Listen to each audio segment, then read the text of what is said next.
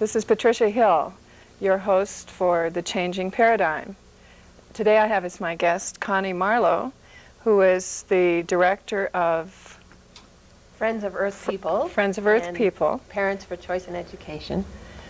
These are two organizations that are based here in Aspen, and Connie has been working on them for quite some time and with some very paradigm-shifting types of ideas. I'd like to have Connie tell us more about herself, how she became such a paradigm shifter, and what some of the things are that she's doing. Would you like to introduce yourself? Well, I guess as far as my my role in the paradigm shift, I've always had a sense that our culture was missing something, something very important. And when I had children, I felt that in order to educate them properly, I needed to broaden the base from just what they would learn as children of 20th century America. And I spent a lot of my life seeking what was missing. And where did you go for that kind of Well, first I went to Europe. I took up with an Austrian ski champion in Jackson Hole when I was 19, and thought that maybe romantic. Maybe the Europeans had the answer. They seemed to have more structure, more depth to their thinking than my fellow Americans. So I went to Europe and sought through the European way of life and thinking, and found that they were just an extension of ourselves, that really they didn't have something new to offer. Oh, we're kind of an extension of the Europeans because of the fact that so many people have migrated. Yeah, from exactly. there. Yes. Exactly. But it wasn't something new, something different, something to add to what I felt was a limited worldview. And it really didn't materialize. I really felt a stranger in a strange land, because I thought differently than my peers. And when I had children, I basically thought to myself, I'm going to minimize the effect on them of being born in 20th century America. Why were you different from your peers? Because I didn't believe in leaving my babies. I didn't believe in going to work and having child care raise my children. And I came upon a book called The Continuum Concept, which was a book written by a woman who spent a lot of time with Aborigine tribes in South America. Wow. And she really helped me to understand what I was grasping for, and that was what our expectations are as human beings. Not as human beings born in Europe or America or China, but as human beings. And so I just tried to align my child rearing practices with what what I came to understand that human beings expect from their environment, which is a lot of a lot of touch, a lot of human contact, a lot of eye contact, a lot of consistent care, conscious care. And were you raised in that way yourself? Were you raised differently, do you think? Probably not. I mean, I was raised in a small town in Maine, and it was a town of unconditional love. I mean, I was loved because I was my parents' child by the whole town. So that is sort of a different experience, though. I mean, that's not everyone's experience. No, that's true. So it's small town America kind of beginning that I had, and I was also raised with respect by my parents. My choices were respected. I was respected as an individual. So I think that that's quite different.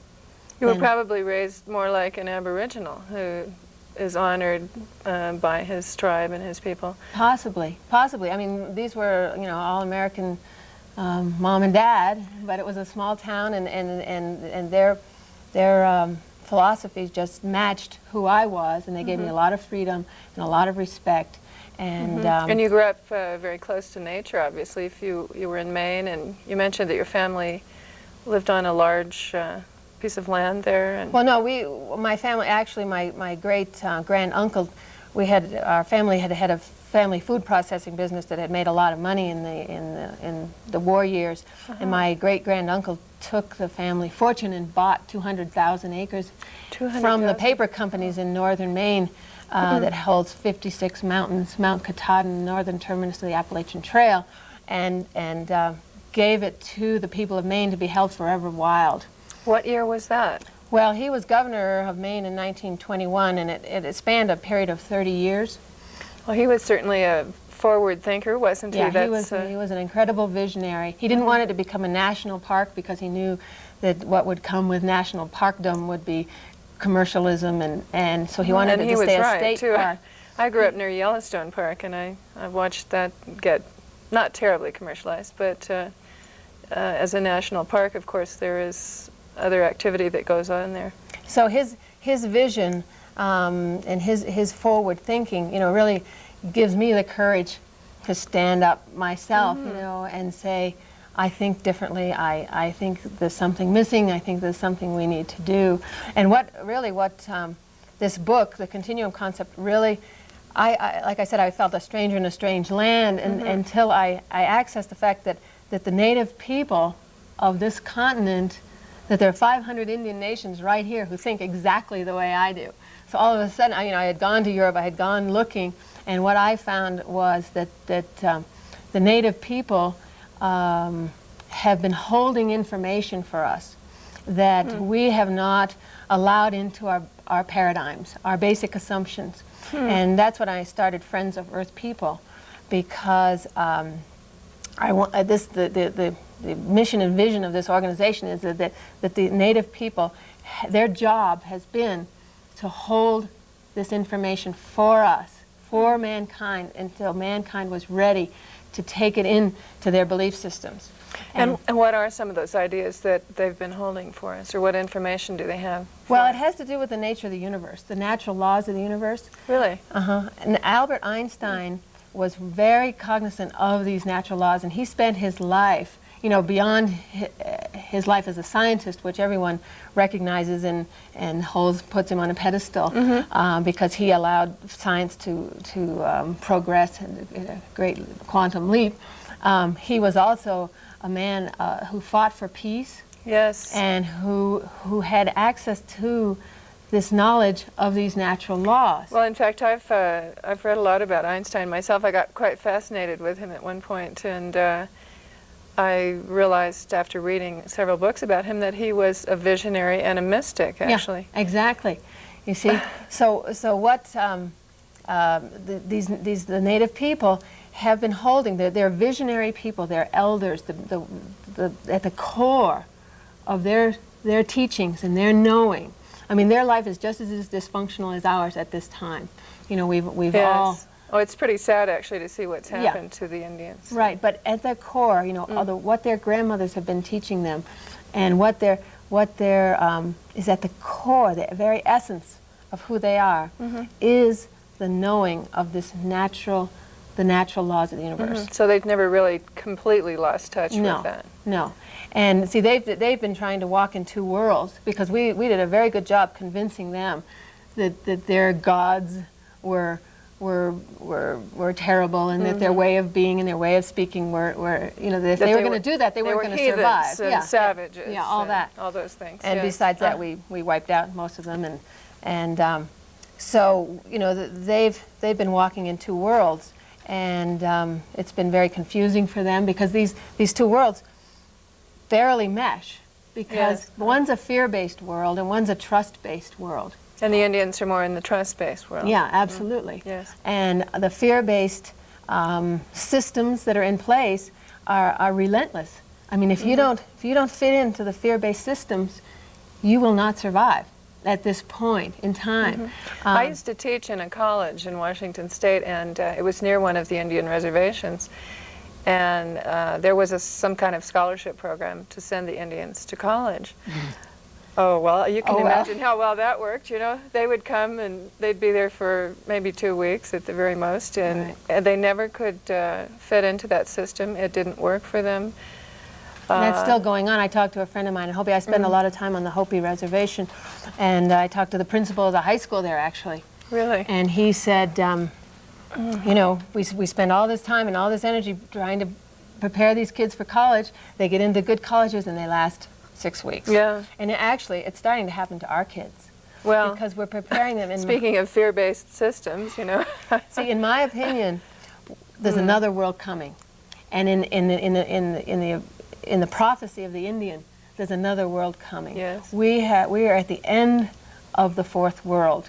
We're at the end of the world of separation. That's in all the ancient prophecies, I believe, that at this time we are at the end of time. Yeah, the end of we time. know it. And all it is. Yes. You know, everyone's so frightened by the concept, but all it is the end of time. Yeah, it doesn't mean the world's up. coming to an end, or that we've all had it, or we get whatever. to go on into something so much better Yes. than something that is run by that little minute hand and that dumb clock. Yes. You know, so I think that's a shift that people need to come to understand from being afraid of the end of time, the end of the world as we know it. Because for me, the world as we know it isn't appropriate or kind or loving. It's not a world that I It doesn't seem to be working anymore for it's a lot very of people. obvious now that it's not working. So I love change and look forward to the unknown, which isn't how most people, you know, our systems have pretty much set us up to be afraid of change and afraid of the unknown because it's a fear. We grew up in fear-based systems. If you have a trust and a knowing of an abundant, loving universe, then the unknown becomes exciting. Because if it's beyond what the little human brain can put together, Yes.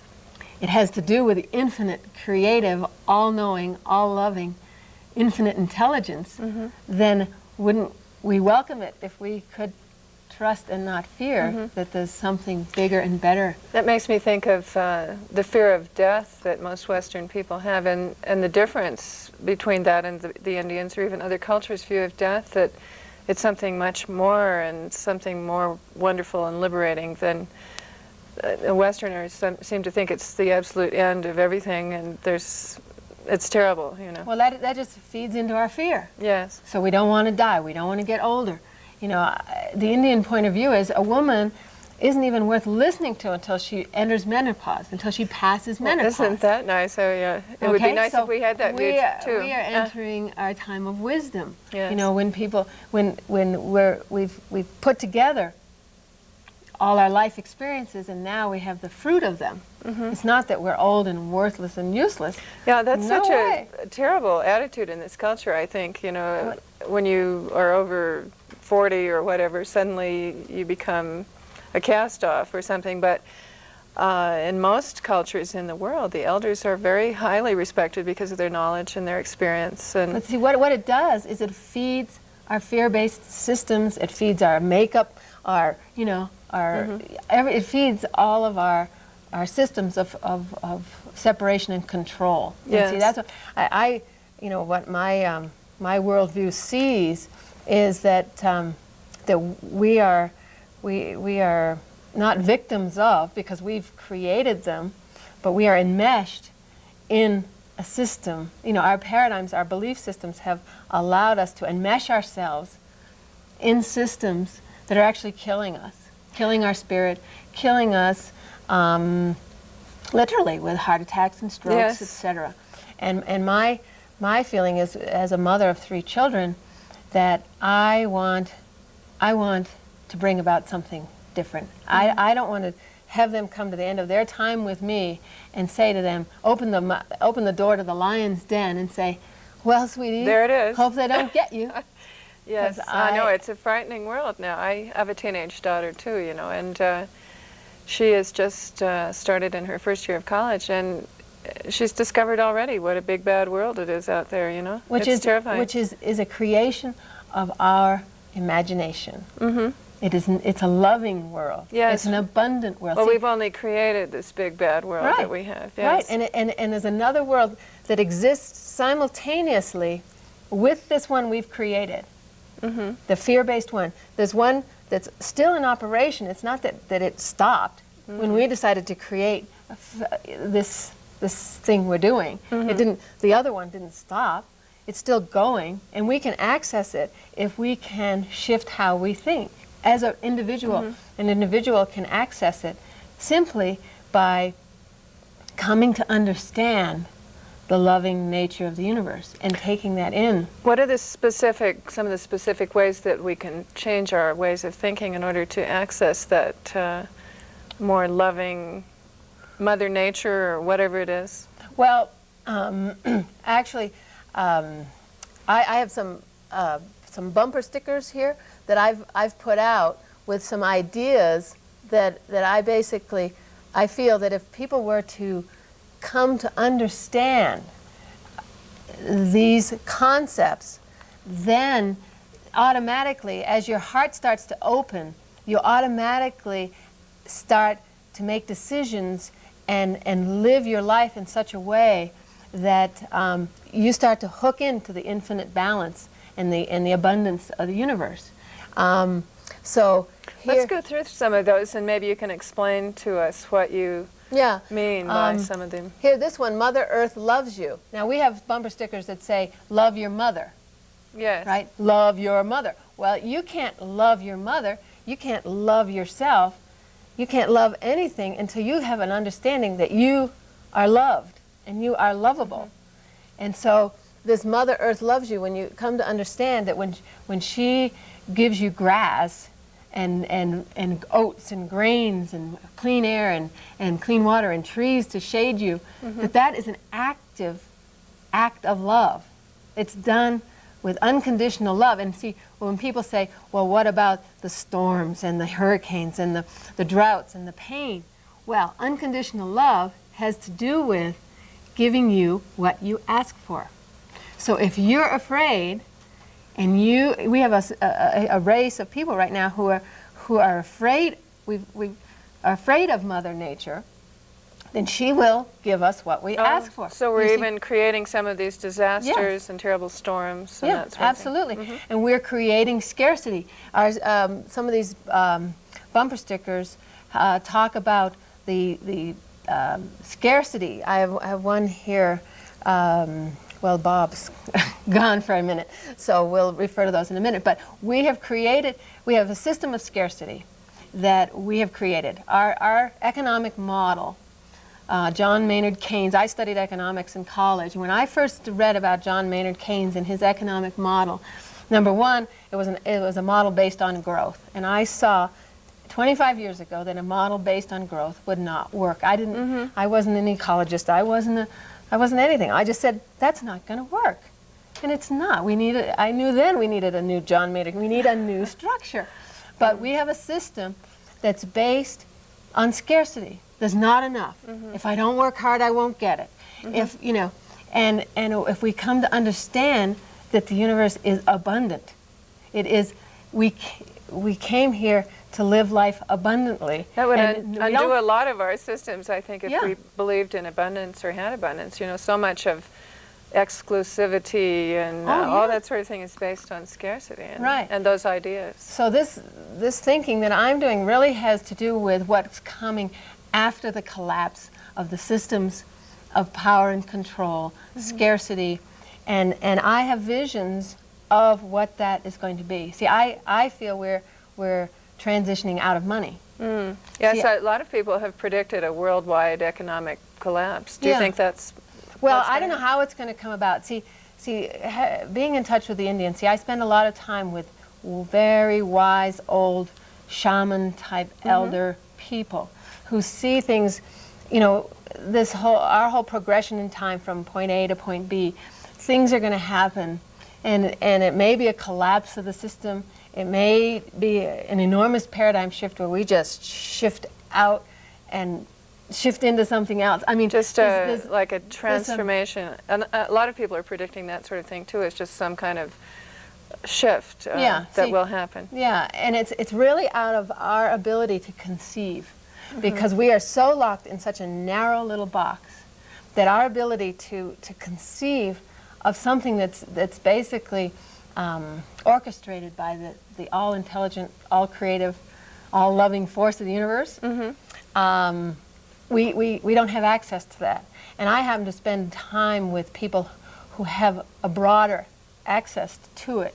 And so, I mean, one elder that I spend a lot of time with said, everything man-made is going to disappear.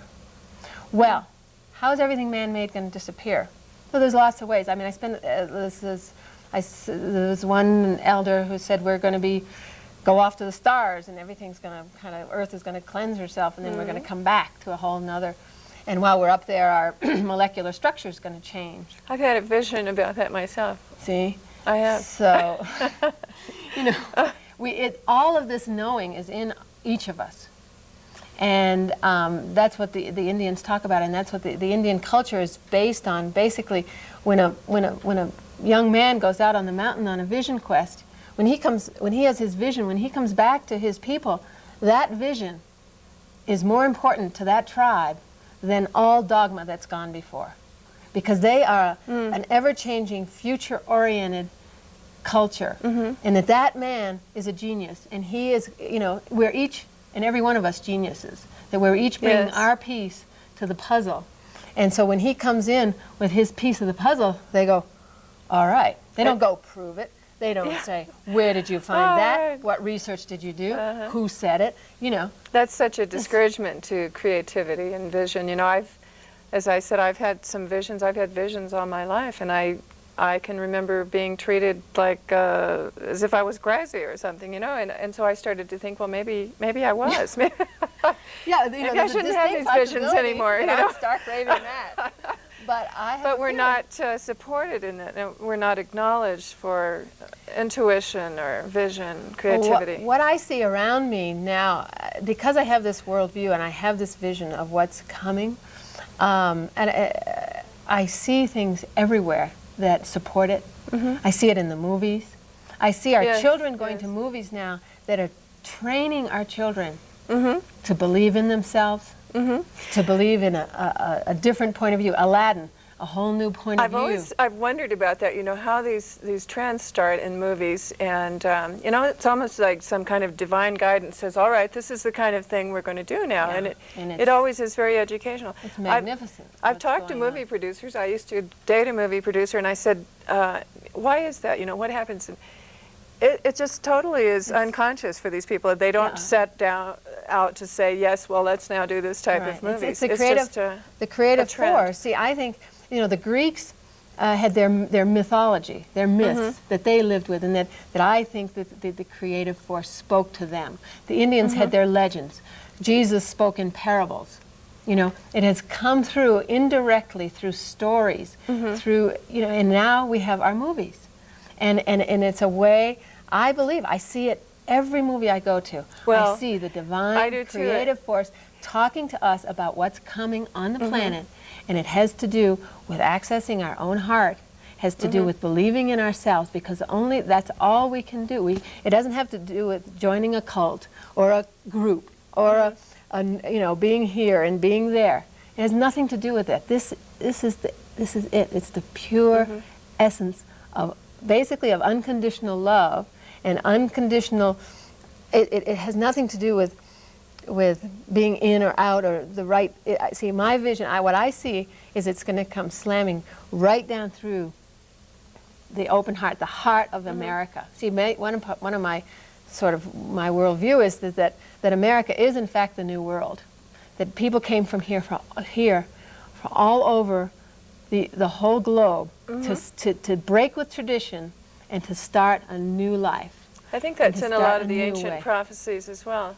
Yeah, and I get this stuff in the shower, and then it's really wild because I get this stuff. I get inspirations in the shower too. Yeah. I wonder what that is. I get it in the bathtub. When I'm sitting in the bathtub, I get these incredible visions and inspirations. I think it has something to do with water. It has something to do with being quiet. Maybe. You know, being alone, being quiet. And just the warm, relaxing atmosphere that you're in. You kind of shift into another state of consciousness, I think. But I find now that I have a real understanding. I have some view of something that's coming that's really wonderful and really good. I can see it around me everywhere. You know? Yes. Well, I think the information is there if you can just tune into it. Yeah, I think you need. Once I went to the monastery, and Father Keating or someone was talking about the eyes to see and the ears to hear. He was telling the story of one parable about Christ or something, and that's the essence of it. The eyes to see. It's there. It's been there. It's in all our fairy tales. Walt Disney's been bringing it for a long time. And we dismiss it all as fantasy, as, oh, Right.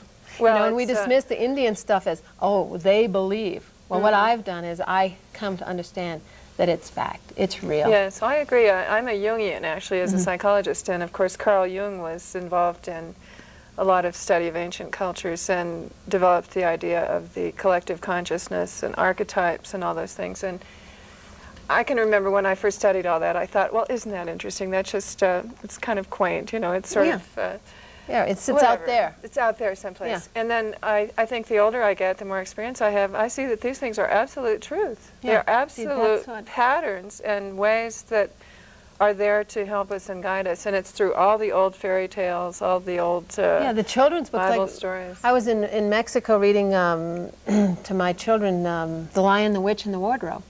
Well, man, it's all there. It's right there. You know, and they study that in school, but they miss the point because they don't the get eyes it, right. are not there to see, the ears are not there to hear. But we're told, Carl Jung's idea was that even if you don't have the eyes to see or the ears to hear, that you still get it because it is. It's an archetype that works on your unconscious level. So you may not consciously realize it at all, but it does have an effect on you. Well, see, and what's happening now, this period of time that we're in, this transition, see, the Indians call it the time of purification.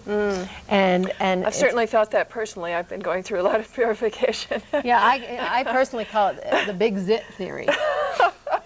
You know, you got to squeeze it out. You know, while we look around and we see all this murder and we rampage and people, you know, I mean, it's awful what's going on. It is. It's you know, and people say, well, how can you think something good is going to come out of this? I say, it's the big zit. You know, it's just getting all that out. poison out of your body out. and squeezing it out. I see.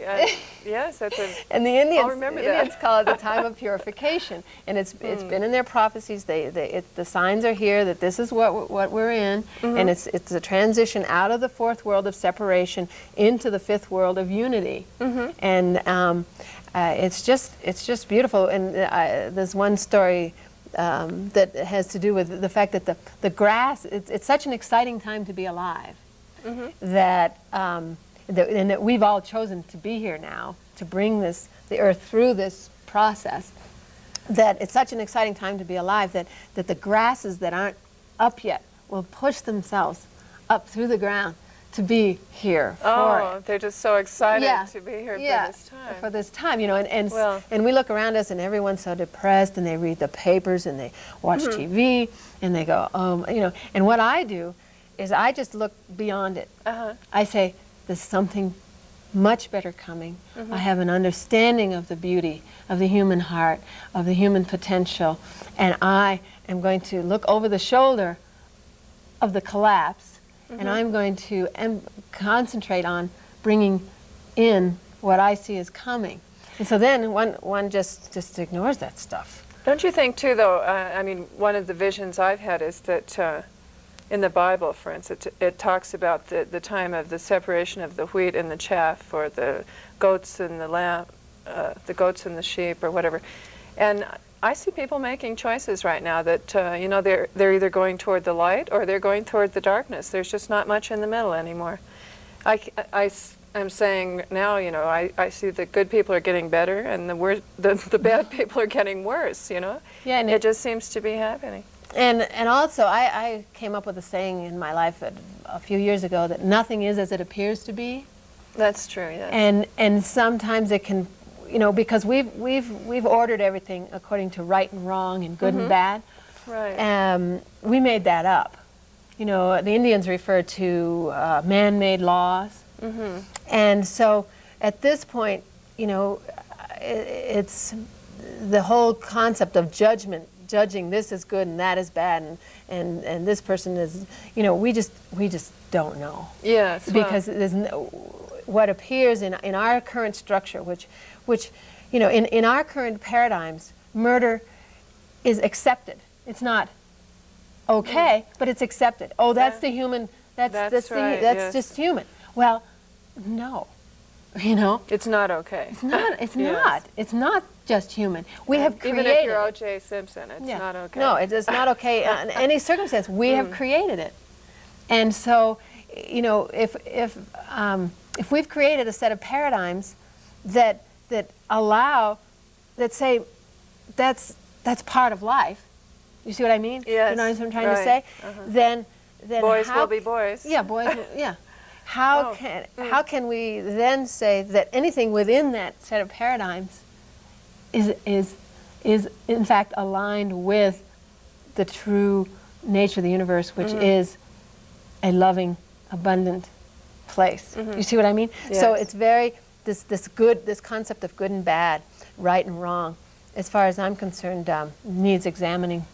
Well, my view is that we've just slid so far away from what is true and what is real and what is right that maybe things have to go to their opposite extreme in order to get us back to Well, that's that what point. my vision of the whole ecological crisis. See, in my opinion, it's not even happening, really. Really? See, Well. it's been created to teach us. You know, the animals that are becoming extinct are really walking from this reality plane to that reality plane. They're not leaving. Yes. They're leaving our consciousness in order to teach us so that we feel the pain of their loss, and then maybe we open our heart a little bit and we go, that hurts that animal's gone. Yes. That hurts that that rainforest is gone. And we start to access our heart and our connection to all that is. And then it's we sort break of, through and we go, damn it, no, I'm not going to support the system. I'm not going to live like this. I know there's more, because our spirit knows there's more. Our spirit knows it all. And that's what the Indian said, this old elder that I spent time with. He says, we're born with this much knowing, and we narrow it down to what we can see and hear. You see? And our systems do that. Our child rearing practices, from the minute we're born, we get put in a little plastic bassinet by ourselves, and we get told, this is not a safe place, and you better shut up and do what you're told. And so from the very beginning, we are separated from our ability to trust and our ability to believe in ourselves. And when we sit there in the high chair and our mother jams another spoonful of stuff down our throat that we don't want. Horrible stuff. Yes. Yeah, but we're being told, you know, I know when you're full, you don't. So here, take another bite, baby. Well, it seems that almost everything in our culture takes away our power, or takes away our individuality and our belief in ourselves. But, you know, Jurassic Park, I don't know if you saw Jurassic Park. Yes, I did. I loved it. But this was a magnificent, in my opinion, very profound. I think Steven Spielberg is divinely inspired. Yeah, absolutely. I really but do. Michael Crichton, see, I went from there to the book to see if Crichton really knew what he was doing, or had, it was in the book. And as far as I'm concerned, that was a profound, prophetic piece of art. Yes. And what, in its essence, to me, what it said was, life will find a way. This is very key, because no matter how much we control those babies, no matter what we do to those children, we're not going to get away with it. You see, because life will find a way. It did not come here to be controlled. The human spirit did not come here to be controlled by fear. And scarcity and all this stuff. We came here to be free, and I believe that is the destiny of this country. And I actually think that Aspen, that we are gathered here in Aspen to, everyone came to this country, and then people have gravitated here in the Rockies and left the disintegrating systems behind.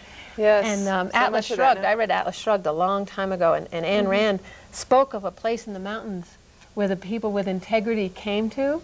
Oh my. And you think I've that's been watching, Aspen? yeah, I've been watching for 20 years. I've been watching and having this knowing that maybe, this, because I watched I just could identify that the systems that we were enmeshed in were not appropriate. And I've just been watching, and I just really feel, and I know that a lot of people feel that they are here for a reason and that they can't leave. In fact, I'm planning to do a program on why people are in Aspen, why they can't leave, and when they do leave, why do they always come back? You know, it's a local joke. Well, once you live in Aspen, you can't leave, Well, because I feel, see, my vision is that we have a destiny to lead profound change. So you think only certain people are here for that purpose? And yeah, that we've come here, we've self-selected ourselves. yes. to come here and do this. And a lot of it is with and without awareness. See, I have some vision, some idea of what's going on, but people come and they say, I don't know, I'm just here.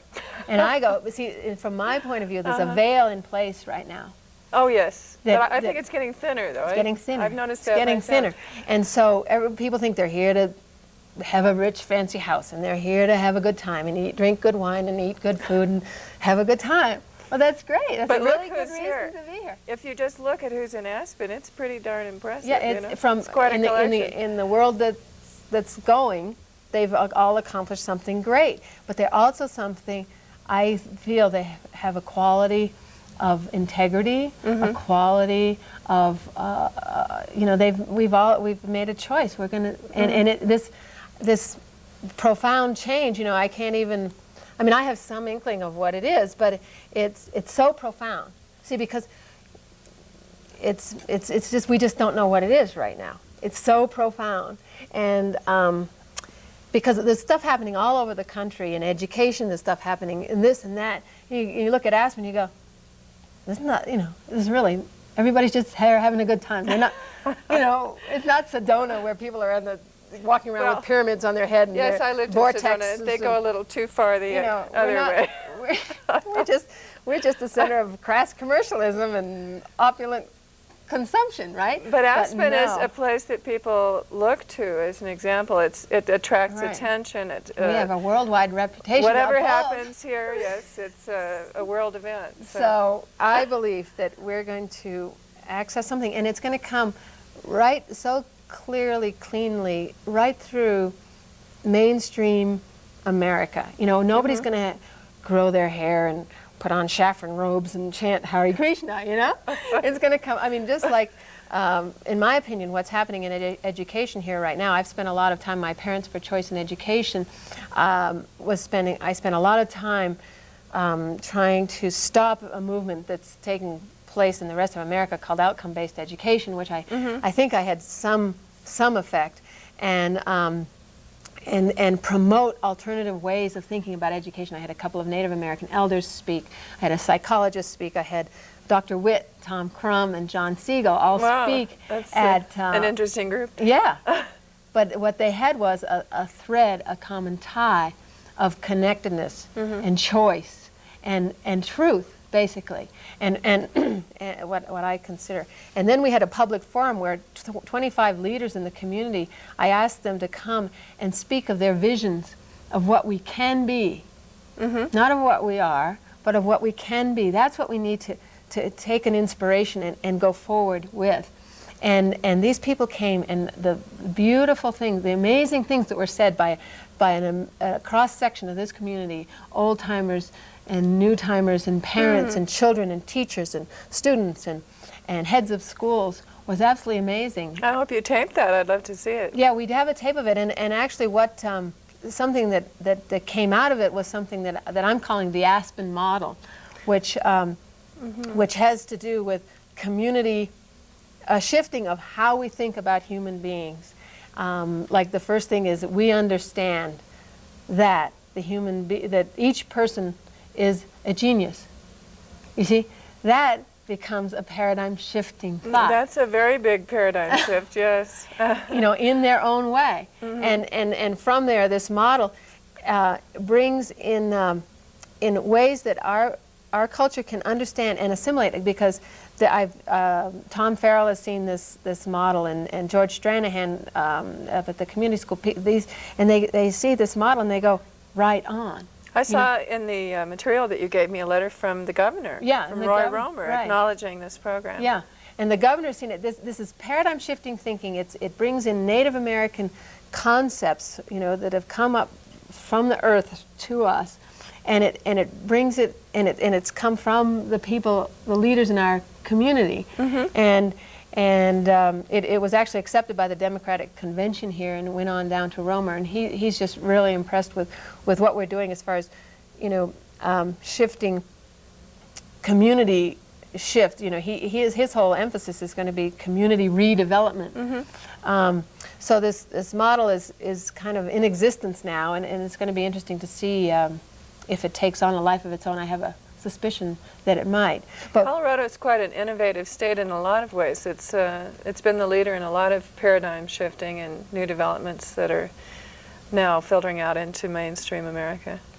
But what's going on in education in the Valley is the community school, George Stranahan, and the superintendents of both of our districts want to come together in a public-private partnership to offer an alternative within the public system, which is the Aspen Community School, which basically incorporates and handles children in the manner that this model, you know, kind of talks about.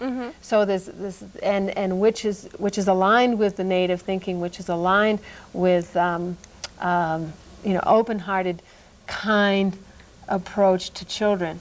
And that can have such an effect. I happen to be invited to be involved with the program at WinStar when they had the visitation of the elders and the children who came from the ghettos in the the changes that happened in those children in the short time that they were there were just shocking, and it was all basically because of that sort of idea. These children were acknowledged and given unconditional love, and it really totally changed their personality. Some of them came in from gangs and one thing we have to understand about this concept of unconditional love is that it's so unconditional that it gives us everything we ask for. Yes. It's not the hippie kind of I love you and you're doing great and oh, isn't it wonderful and everything's great. Yeah. It's, you want scarcity? You got it. You want violence in your life? You got it. You can have that, because if that's what you want, if that's what your unconscious is asking for, we will, you know, the universe will serve it up to you. So unconditional love is sort of giving you complete freedom to create whatever you want. Freedom, yeah. You get what you ask for. So if you feel you deserve to be loved and treated with kindness, it will give that to you. There's a part of you that feels you don't deserve it, and you don't trust money, you don't trust abundance, you know, it will serve up scarcity, you see. So I think it's really a very important distinction for people to understand, because this whole thing, the hippie love thing, didn't make a lot of sense. That's all sort of gooey stuff. A lot of gooey stuff, just, and everyone goes, you know, hey, sorry, but doesn't quite cut it. And that's just a real important distinction. And as far as the education in the Valley, you know, I really feel that the public systems here are incredible systems, and they have pockets of great stuff happening within them. And I think the addition of the community school will catalyze, will bring the public system here that wants so much to be an open, loving, you know, place, but it's also, and in the community school too, that we're all preparing children for a system, for a sick system, in my opinion. You know, the college thing, at this point, the colleges are dictating that the children write in a certain way. Well, I know children, some people who've come through the system who are an A student at Wellesley College who said, you know, I wouldn't write anything meaningful. So what good does it do to teach these kids, have them getting A's in school, when all they're doing is parroting information so they can get an A, so they can go to college, so they can stop thinking. Well, it's teaching them mediocrity and putting them in a box. Yeah, you know? and I have friends who just gotten to the big you know, the college thing, and just went, wait a minute, this is not. And they've had scholarships, they've been straight A students, and they just go, wait a minute, hey, I stopped thinking. You know, all I'm doing is performing for a system that I don't believe in. My own daughter has, she went to Colorado Rocky Mountain School, which is a really wonderful school and encourages young people to think and ask questions and all that sort of thing. So she came out of that school and went off to college, only to be shut down at college in classes of 250 people. Yeah. And, you know, all that's expected is that they listen and parrot back, as you said, and she was so upset by that. I said, my dear, you know, you were just treated in a different way than most people are in the educational system. Most of those people have gone to public schools in large classes where that's all that they learned, you know. Well, I think from what I sort of understand is that the children, you know, they came here prepared for another world. Because we're on the verge of accessing another world. So the children, with their choices and the moves that they make, they're going to lead us into the next phase. You know, when that child, that scholarship student at Berkeley says, "Mom, I'm not doing this," you know, we need to respect that, because she has access. They see a better to more way. knowing in a better way. Yes. And we're mired in this, the way it was done for us. And what I see, I believe that we're transitioning out of the written word. That we're going to be accessing our information telepathically in completely different ways. And this whole emphasis on reading and this panic that we have about our children learning to read, I feel is antiquated. It was preparing them for a world where the written word was very important. But now, as we're accessing a world, you know, with the fax and you know, cellular phones and this and that. See, from my worldview, we're preparing for telepathic communication. And I believe that's true, and I think people are getting more telepathic. In general. Yeah, and so books, you know, the whole process of sitting there and reading is a time-consuming process, and it's an energy and material-consuming thing to create paper and print books and ship them and store them and buy them and sell them. It's almost as if things are moving so fast now, too. By the time a book is out and printed and you try to read it, it's old. You know, it's something new is happening. Yeah, exactly. We're in such an information speed up, I think. I would just like to see us begin to trust our children. Say, hey, look, the kids aren't reading very well nationwide.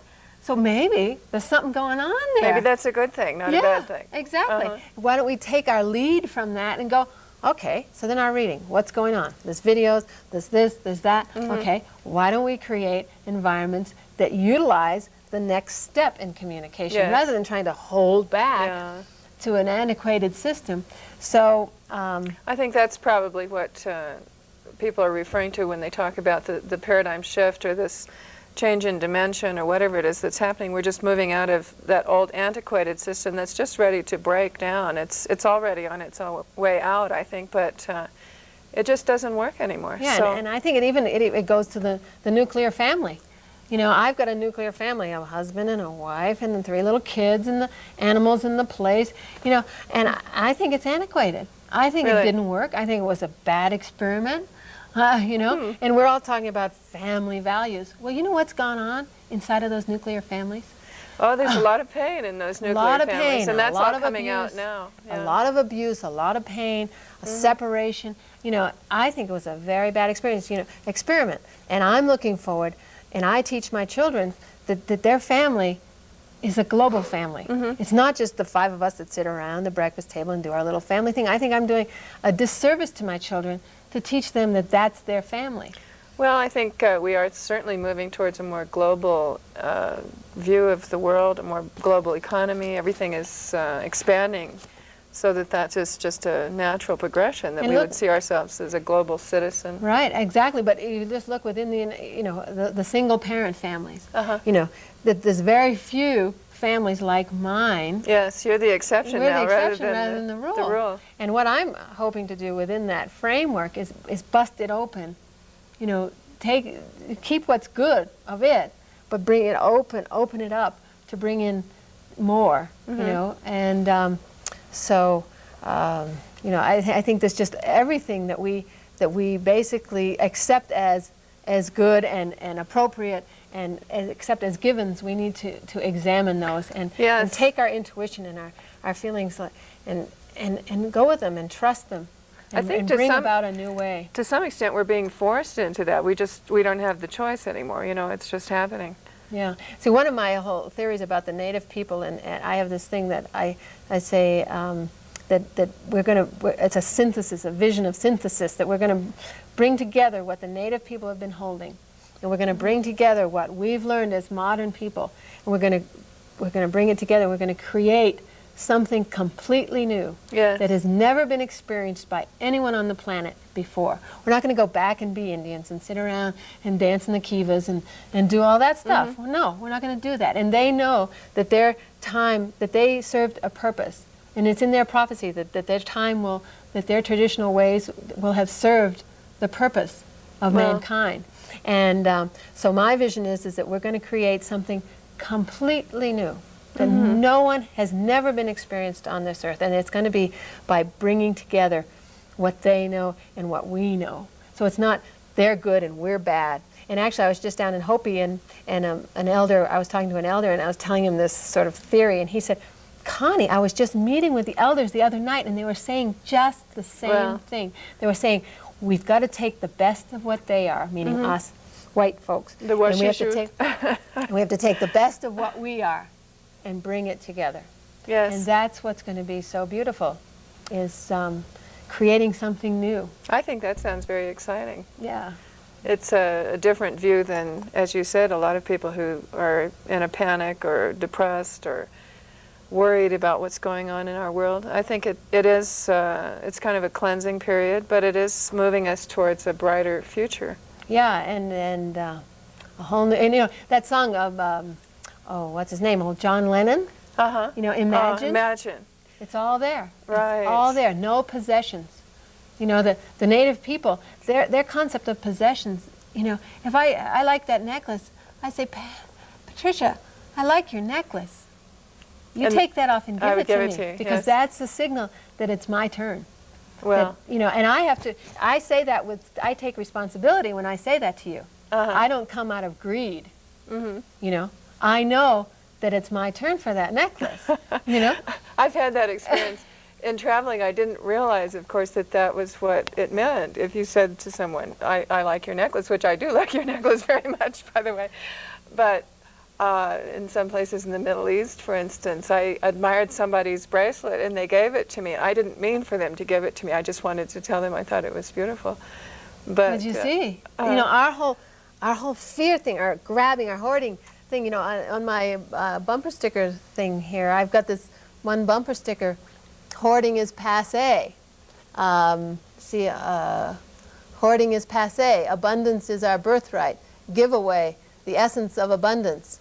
Scarcity is a man-made concept. You know, I'm really going after this concept of grabbing things and keeping them and fearing that you're not going to have it. If you give it away, you're not going to have it. Yeah. Well, giveaway, the essence of abundance. You know, the native people, when you go to one of their dances, the Kachinas, well, the Hopi, the Kachinas come and they throw things from the rooftops. It's the whole concept of the giveaway. Yes. That you give it away and things come back, but you just give it. And you know, my family, having given away hundreds and thousands of acres of land and millions of dollars to keep it going, and you know, I come from that philosophy. My family didn't believe in inherited wealth. My grandfather, when my grandfather died, he left, you know, a certain amount of money, but not much. I didn't inherit money because he gave it to the state of Maine. He gave land, he gave this, that, the other thing. So, to some extent, it takes away people's motivation, I think, to leave money to them. They tend to become a little lazy, I think. Yeah, well, you know, I think it's just the concept of hoarding. It's good to have it. You know, the whole concept of abundance. We came here to have abundance. We came here to have beautiful jewelry and nice clothes, and you know, this is the world we live in. Yes. So, and we think somehow we don't deserve it. We kind of feel a little guilty about having it. You know, so. But that's and that not in it. itself creates the scarcity. Yeah, you know, that misses the point. We're here to have abundance. Sometimes I look around at our culture, and particularly here in Aspen, there are so many people who live behind burglar alarms and yeah, look what it's done dogs, to us. And you know that they're terrified of somebody taking away. Well, it's what they because own. we've become so attached. You Yes. see, that's the attachment. See, detachment is a big aspect of this thinking, that it's okay to have it, but it's not okay to be attached to it. Yes. So if your ego depends on it and your identity depends on it, you're in a precarious position. That's part of a lot of the ancient religions. I think that idea of attachment that creates suffering, and that surrender and flowing and just because you let go of your attachment to it doesn't mean it's going to leave. That's right. It's just See, that that's what it we're wouldn't afraid. be the end of the world if it did. Yeah. Right? Because as things start to shift and the material world becomes less important and less relevant, if your identity is dependent what a nice car, what a nice house, what nice clothes you have, you're going to be left swimming in a sea of pain. Well, if the Indians are correct and all these man-made things are going to disappear, and if we're attached to them, we will be in dire straits. Yeah. Yes, we will have to learn how to really surrender and let go. Maybe as we come to the end of our program, you could tell us specifically about some of the events that have occurred in Aspen or that are going to occur with your program. Well, there's nothing right now that's happening. You know, I pretty much, I bring in Native people to share who they are and what they know, and it just kind of comes up that somebody's coming in, or you know, I just wait. I don't make it happen. I allow it. You have that same philosophy in your programming. I allow it You to just happen. let it happen. Yeah. Yes, I know. I've heard from time to time about various Indian elders or shamans, or what types of events do you actually do? Well, we do, we just recently had Grandmother Bertha Grove from the Southern Ute tribe came, and she did a day of healing and a sweat lodge. I got to participate in that. That was great. It was lovely, and she actually also did a ceremony, and what I wanted her to do was align this public-private partnership proposal between the public system and the community school. I asked her to do a ceremony to align it with the natural forces and the bigger picture. So she did a ceremony for that. So it just becomes kind of spontaneous, and because what I want to do is bring integrity, bring open-hearted. A lot of Native people are still very angry, and so I bring people in who can look at a white man with love, and can share the knowing of all people coming together and the vision of the future. So those people are few and far between. It's the visionaries, and they're actually not on the high list with their own people in a lot of ways, because their own people want to stay separate and stay angry, and these people are coming forth to bring all people together. So it just comes about when it's right. Well, I want to congratulate you on what you're doing, and thank you for bringing all this knowledge and wisdom of the elders to our community here. I'm sure that we can all benefit by following some of these ideas. Well, how did somebody get hold of one of those bumper stickers anyway? Well, let's see. I think they have them down at Naturally down in Glenwood, and also you can call me. I've got them. All right. I leave them around at the Conoco sometimes in Old Snowmass and just give them away. But yeah, I expect they'll take on a life of their own. I'm sure that they will. At some point. I think they're a little teeny bit ahead of their time right now.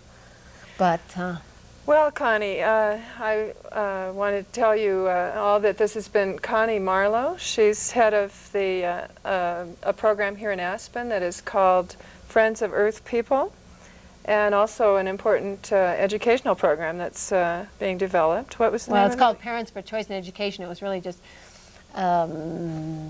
we put this together to give a voice to alternative ways of thinking and broader based ways of thinking on education. So you'll all be coming in contact with these ideas in some way, I'm sure. Well, I write a lot of letters to the editor, so. Good, good. We need more people like you in this town. I'm Patricia Hill. This has been The Changing Paradigm into the Future, and thank you very much for watching.